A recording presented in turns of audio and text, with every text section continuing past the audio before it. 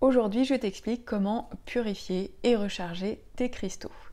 Donc, plusieurs méthodes sont possibles. Je te partage déjà en premier celle que je trouve la plus simple, à savoir c'est celle d'utiliser une fleur de vie. Tu peux en avoir une comme celle-ci, par exemple en contreplaqué de bois.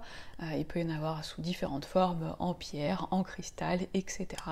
Tu peux même possiblement en imprimer une, même si je trouve que c'est un petit peu moins bien, mais c'est déjà mieux que rien et ça peut tout à fait te dépanner.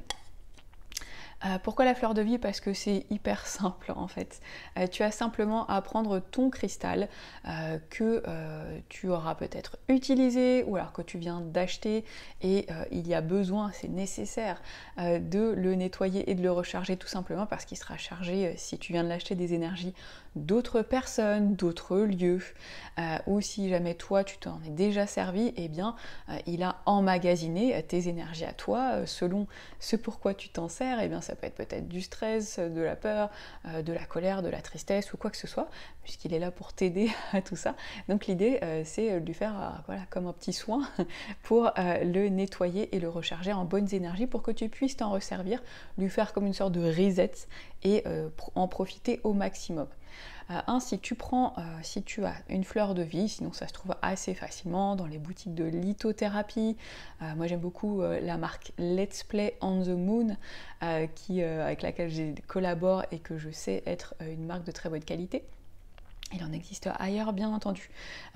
Tu prends ta fleur de vie, tu poses tout simplement ta pierre dessus et tu la laisses 1 à 2 heures, ou tu peux même la laisser toute la nuit. Si tu le fais avant de te coucher, c'est idéal comme ça, c'est très simple. Et la fleur de vie va la purifier et la recharger d'un coup. Donc pas besoin de faire 2 étapes, c'est hyper facile, il y a juste à la laisser et la reprendre quand tu en as envie.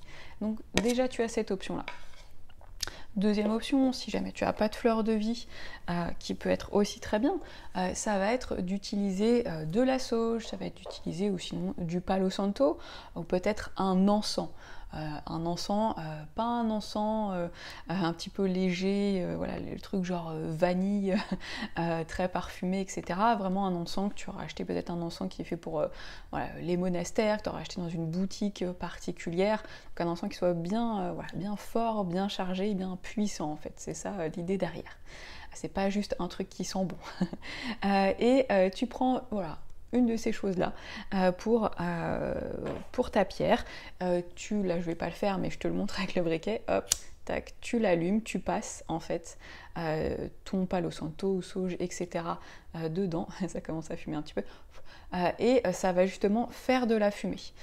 Et tu vas prendre ta pierre et tu vas pouvoir la passer dans la fumée de ta sauge par exemple, tout en pensant bien à avoir ouvert la fenêtre auparavant pour que déjà la fumée, l'odeur et aussi les énergies que tu as envie de nettoyer de ta pierre puissent avoir l'opportunité de bien partir aussi par la fenêtre. Tout ça est important. Si jamais en plus tu as des animaux, sache que l'odeur, notamment de la sauge et peut-être de l'encens, bref, toutes les odeurs fortes sont voilà, très fortes justement pour eux puisqu'ils ont un odorat très développé. Donc si tu fais ça, tu peux peut-être idéalement les mettre dans une autre pièce le temps que les odeurs s'évacuent un petit peu. Si tu peux pas, juste aère bien, tu vois, c'est important. Et donc tu vas placer, je te disais, ta pierre dans cette fumée voilà, pendant au moins 30 secondes, 1 minute. Et c'est là, je pense, la chose aussi la plus importante, c'est de mettre l'intention. Tu peux même le dire à haute voix, moi je le fais. Je demande à ce que cette pierre, ce cristal soit entièrement nettoyé et recharger ou nettoyer et purifier même plutôt, puisqu'on va faire le rechargement dans une autre étape. Je demande à ce que ce cristal soit entièrement nettoyé de toutes les énergies qui ne lui appartiennent pas. Tu peux dire une phrase par exemple comme ça, tu peux la répéter. Et l'important, je te disais, c'est ton intention, c'est que tu sois bien concentré dessus. Et donc voilà, tu fais ça pendant 30 secondes, 1 minute au moins. Et puis là, il y a une deuxième étape. Là, on a fait l'étape nettoyage et ensuite, il y a l'étape rechargement. C'est un peu comme si ta pierre était remise à zéro, mais il y a besoin de remettre des bonnes énergies dedans. Selon la pierre, tu peux soit la mettre au soleil, soit la mettre à la lune, plutôt la pleine lune, n'est-ce pas? Puisque la nouvelle lune, il n'y a pas vraiment de lune. La lune est cachée en tout cas. Donc plutôt la pleine lune, idéalement. Voilà, après, si elle n'est pas à 100% pleine, que c'est un petit peu avant, un petit peu après, c'est aussi ok, hein. Et donc voilà, si jamais tu te dis, bah voilà, quel cristaux soleil, quel cristaux lune, schématiquement, on va être plus sur le soleil pour les cristaux sombres, pour les cristaux orange, jaune, etc., rouge. Et puis pour le reste des cristaux, un peu plus voilà, dans les tons bleus, dans les tons clairs, dans les tons violets, on va être plus côté lune. Tu peux faire une recherche sur Google pour regarder ça si jamais tu as un doute.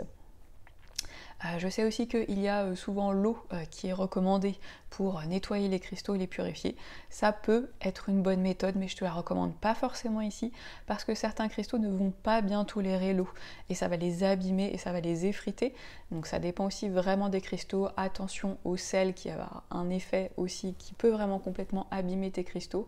Je pense par exemple à la sélénite, à la malachite et il y en a d'autres qui n'aiment pas du tout ça et donc tu pourrais avoir de mauvaises surprises, ce serait vraiment dommage. Donc voilà ce que je te recommande principalement, fleur de vie qui est donc une forme de géométrie sacrée ou ensuite ou autrement pardon, la fumigation, sauge, palo santo ou encens bien chargé. Si tu as des questions, tu peux me les poser bien sûr en commentaire.